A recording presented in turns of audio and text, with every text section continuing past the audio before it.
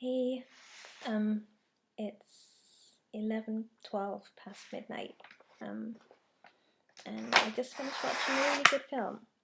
And I know you're going to say that, or you're going to think that I always think whatever I watch is good, and I'm pretty indiscriminate, but it was called My Sister's Keeper, and it's just a film essentially about the fucked up relationship in a family which had a daughter who was suffering from a rare type of leukemia. I'm not going to insist you watch it, but it was,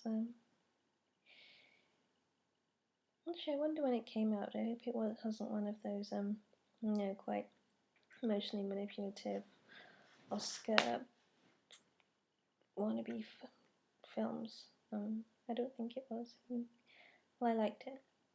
I liked it a lot.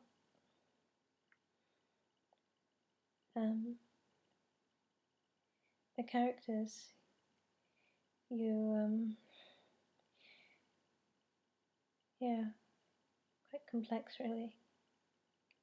An 11-year-old who was a test tube baby made to be essentially a spare parts donor to her big sister, who had this rare type of leukemia, and from birth, had given up red blood cells, lymphocytes, bone marrow, and all sorts of things for her sister, and appeared to decide to one day want an end to it after they asked for her kidney, and so found herself a lawyer who would fight for her rights for medical emancipation. And it's through most of the film, maybe it's just me and too easily manipulated. Couldn't quite decide whether the little 11-year-old was a selfish little bitch, or whether she really did have a point, and that her rights were being denied. And pretty much throughout the entire film,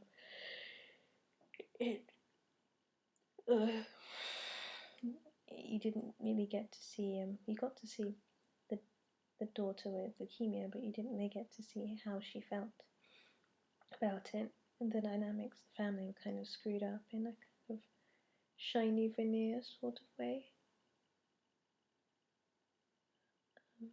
I really liked it. It's not my favourite film, but I liked it. Yeah.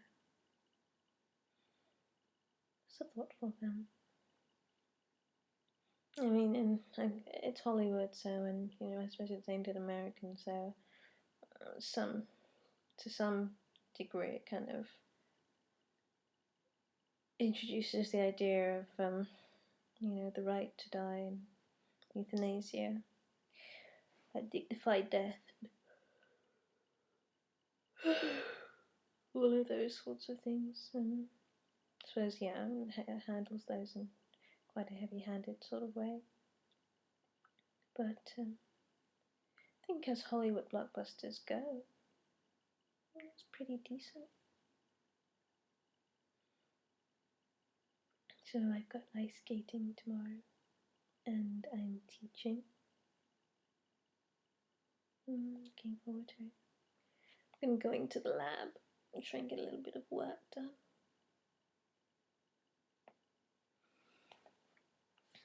Sitting in the sofa, drawn up to the fireplace.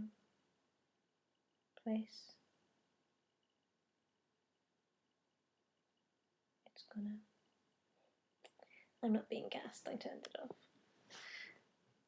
And wondering what you're up to. Must be midday or something where you are.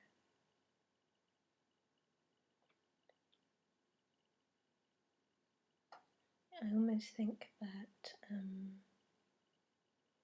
it was a mistake to give you a little email diary, because perhaps if I hadn't, wouldn't not think about you, but you wouldn't occupy my thoughts so actively, which is, obviously nice, but I don't know. How do you do that? Well, in a way, can't get you out of my head. Yeah.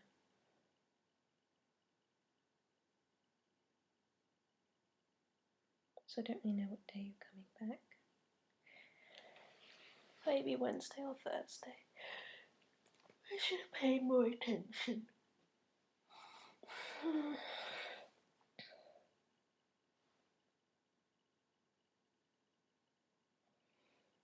I'm not actually that pathetic, in all honesty.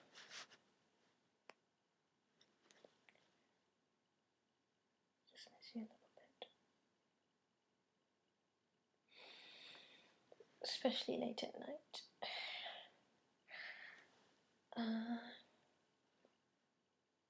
Wish I could curl up like a little snail in your spoon.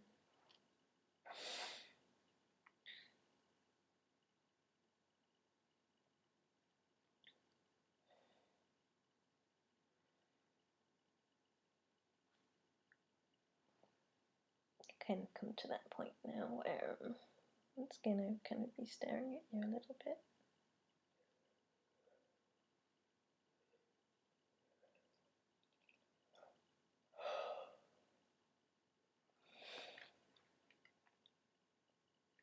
Maybe you stare back. Maybe you're right.